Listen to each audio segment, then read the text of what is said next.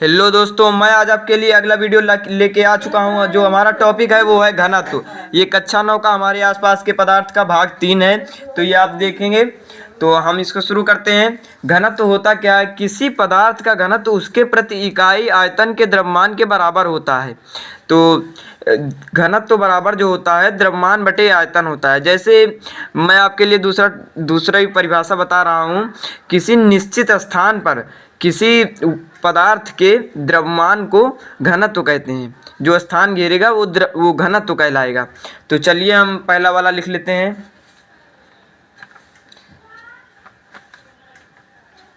तो ये हम लिख लेते हैं।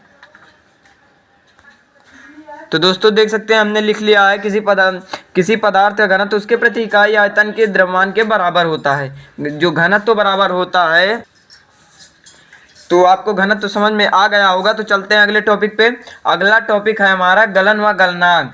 तो लिख लेते हैं गलन व गलनांक। तो ये हमारा गलन व गलनांक। तो इसको गलन व गलनांक होता है जैसे किसी निश्चित ताप पर ठोस का द्रव में बदलना गलन कहलाता है और वह निश्चित ताप उसका गलनांक कहलाता है। तो जैसे कोई हम द्रव को गर्म करते हैं तो उस पे जो तो जैसे हम किसी ठोस को गर्म करते हैं तो उसका द्रव में बदलना जो होता है वही गलन कहलाता है। जैसे हम लोहे को बहुत अधिक गर्म करते हैं तो वह द्रव में आ जाता है। तो वही जो है किसी निश्चित ताप पर करते हैं तो वही जो है हमारा कहलाता है गलन। और जिस निश्चित ताप पर उसे मतलब पिघलाया जाता है वही उसका गलनांक कहलाता है। तो इसको आप समझ गए होंगे। तो चलिए लिख लेते हैं। तो दोस्तों ये देख सकते हैं हमने लिख लिया है। इसमें उदाहरण में आप कुछ भी लिख लेंगे। जैसे लोहे को एक निश्चित ताप पर गर्म करके द्रव में बदलना गलन कहलाता है, उसका निश्चित ताप गलनांक कहलाता है। तो यही आप लिख लेंगे। तो अगला जो हमारा टॉपिक है वो है ऊर्ध्वपातन नहीं गलन की गुप्त ऊष्मा है। तो गलन की गुप्त ऊष्मा, चलिए टॉपिक लिख लेते हैं गलन की गुप्त ऊष्मा। तो दोस्तों देख सकते हैं हमने ये टॉपिक बना लिया है। तो चलिए इसको शुरू करते हैं। वायुमंडलीय दाब पर 1 किलो ठोस को उसके गलनांक पर द्रव में बदलने के लिए जितनी ऊष्मा की आवश्यकता होती है उसे गलन की गुप्त ऊष्मा कहा जाता है। जो वायुमंडलीय दाब है उस पर 1 किलो ठोस को जैसे हम ले लेते हैं किलो ठोस को उसके गलनांक जैसे एक निश्चित ताप होता है उसी को गलनांक कहते हैं। गलनांक पर द्रव में बदलने के लिए जितनी ऊष्मा की आवश्यकता जो ऊष्मा होती है जितनी ऊष्मा की आवश्यकता होती है उसे गलन की गुप्त ऊष्मा कहते हैं। तो आप मुझे आशा है आप समझ गए होंगे। तो चलिए इसको लिख लेते हैं। तो दोस्तों देख सकते हैं हमने लिख लिया है।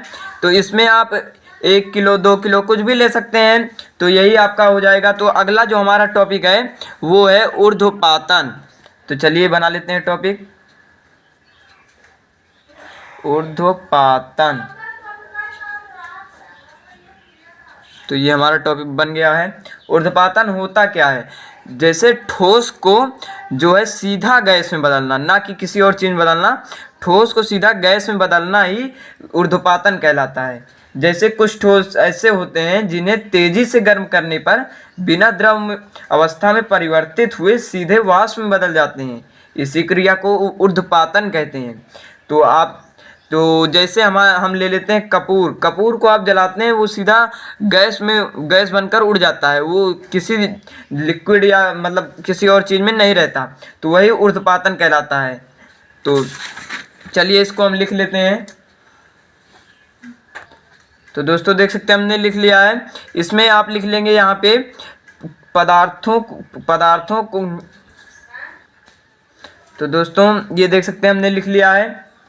तो ये हमारा टॉपिक जो है ख़त्म होता है। तो इसमें हम उदाहरण भी एक लिख लेते हैं। हम एक उदाहरण लिख लेंगे। तो उदाहरण जो हमारा हो जाएगा नौशादर को तेजी से गर्म करने पर यह वाष्प में परिवर्तित हो जाता है। तो इनको आप लिख लेंगे। नवसादर जो होता है उसका NH4Cl होता है।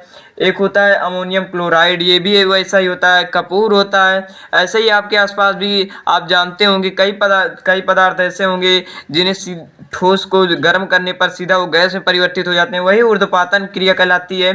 तो ये हमारा जो आज का टॉपिक है था, ये 4 पॉइंट ये हमारे ख़त्म हो गए। तो मिलते हैं अगली नई वीडियो में, तब तक के लिए बाय बाय। हमारा जो अगला टॉपिक होगा वो होगा पृष्ठीय क्षेत्र बढ़ने पर वाष्पीकरण को प्रभावित करने वाले कारक। ये पहला है। दूसरा है तापमान में वृद्धि पर वाष्पीकरण को प्रभावित करने वाले कारक। आर्द्रता में कमी पर वाष्पीकरण को प्रभावित करने वाले कारक। वायु की गति में वृद्धि पर। तो दोस्तों वीडियो यहीं पे ख़त्म होता है। ये टॉपिक आपको अगली वीडियो में समझाया जाएगा, जो कि 3 से 4 दिन में चैनल पे अपलोड हो जाएगा। तो मिलते हैं अगली नई वीडियो में, तब तक के लिए बाय बाय।